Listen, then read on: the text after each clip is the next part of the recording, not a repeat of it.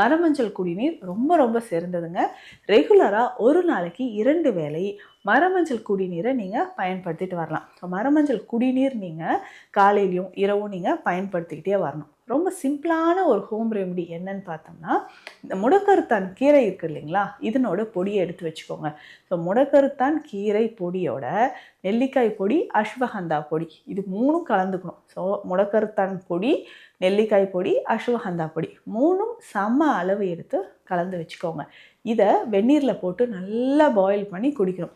இந்த மரமஞ்சள் குடிநீர்னு ஒன்று சொன்ன பார்த்தீங்களா, இதுவுமே அதிகமான வலிகளை குறைக்கக்கூடியது. அப்போது இந்த மரமஞ்சள் குடிநீரை நம்ம என்ன பண்ண போகிறோம், எப்படி நம்ம எடுத்துக்க போகிறோம்னா, காலை இரவு 2 வேளையும் 1 ஸ்பூன் அளவு போட்டு ஒரு 3 கிளாஸ் தண்ணீர் விட்டு இந்த கஷாயம் நல்லா கொதிக்க வச்சு ஃபில்டர் பண்ணி குடிச்சிடணும். சரிங்க. அப்படி இல்லைன்னா இன்னொரு விஷயந்தான் இந்த முடக்கருத்தான். ஸோ முடக்கருத்தான், நெல்லி, அமுக்குரா பொடி இது 3ம் ஒன்றாக சேர்ந்து இதையும் கஷாயமாக நம்ம குடிச்சிட்டு வரணும். ஸோ ரெகுலராக இந்த கஷாயத்தை நம்ம குடிச்சிக்கிட்டே வரணும். எங்கே வலி இருக்கோ, கழுத்து, தோள்பட்டை பகுதியில் ஒரு சிலருக்கு கைகள் எல்லாமே மறுத்து போகிற மாதிரி இருக்கும். இதற்குமே நம்ம என்ன பண்ணலான்னா ஆயில் மசாஜ் உங்களுக்கு ரொம்ப ரொம்ப சிறந்தது.